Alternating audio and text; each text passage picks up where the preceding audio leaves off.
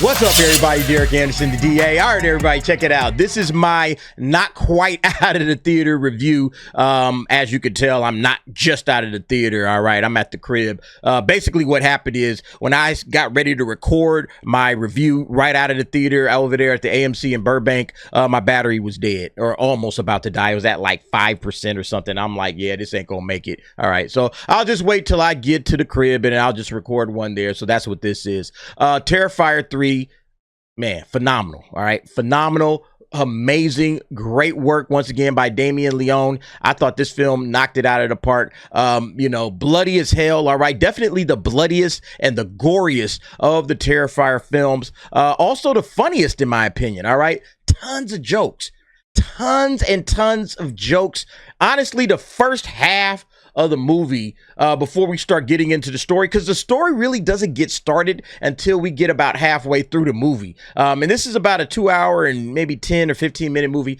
Look, the story is thin on plot anyway. You're here for the kills and you're here for the laughs. You're going to have a great time with it regardless. But yeah, it's a very thin story. The story picks up pretty much from where Terrifier 2 left off. It's 5 years later. Sienna, who is played by LaVera, that chick can act, man. She's a really, really good actress. But it picks up where, that film left off. 5 years later, she's getting out of a mental institution. She's still having some problems dealing with the events of Terrifier 2.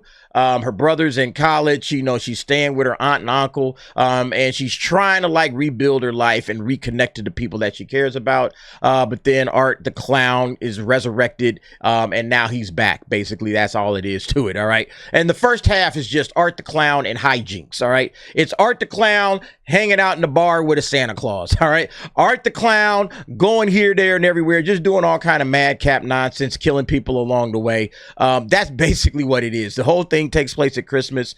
Look, this is going to be one of those Christmas horror movies that people are going to go back and visit time and time again. Like I said, it is absolutely hilarious. The funniest out of the three, definitely the bloodiest out of the three. But, in terms of the better movie, I still think Terrifier 2 is a better film overall because the storytelling is better. I thought they really laid the plot out very well. This film really doesn't have much of a story. You kind of just are repeating the same beats as of 2.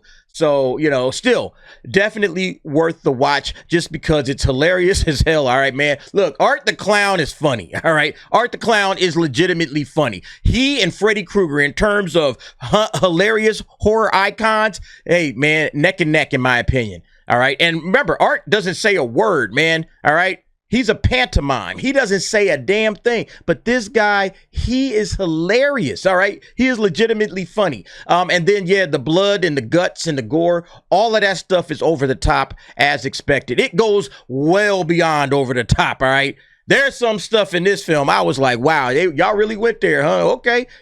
I had a blast, though. And I think if you are a horror film fan, you are going to love Terrifier 3. I recommend going to watch it with as big a crowd as you can possibly see it with, because I saw it with a packed audience and man, everybody was laughing. Everybody was having a great time. People were clapping and standing up and applauding at multiple times in the theaters. I mean, it was great, man. But anyway, that'll do it, man. That's just my quick thoughts, my quick review. If I had to give this a score, I would probably say about an 8 out of 10. 8 out of 10. Very, very good movie, fun movie, hilarious movie, thin on story, not a lot of story. So if you're going expecting some kind of riveting story, really not going to get that. But I do know that they are setting up a Terrifier 4 based on the ending. So there will be a sequel to this, no doubts about it. And look, I do like the way Damien Leone is adding to the mythology of Sienna versus Art and Vicky and all of these various characters that he's putting together. I do like the little mythology that he's putting together. It's not just mindless killing. Sienna once again adopts her Warrior Angel persona, and you can definitely see, okay, she's starting to gain some powers and everything. This is going to be really interesting to see how he finishes this thing off. I'm expecting he probably has 2 more movies, in mind when it comes to this franchise. But look, I'm having a blast, man, and I hope this thing does very, very well. I expect it to. I think the last one made about $15 million in the box office. It could make over that this weekend. You know, because Terrifier 2 was great, didn't cost him a lot of money. This one, I don't think it cost that much, only like maybe $2 or $3 million. So look, I'm looking forward to seeing where the rest of this thing goes. But you guys let me know what y'all think. If you saw Terrifier 3, go ahead, jump down in the comments, give me your thoughts and opinions on that. Thanks for watching. See you next time.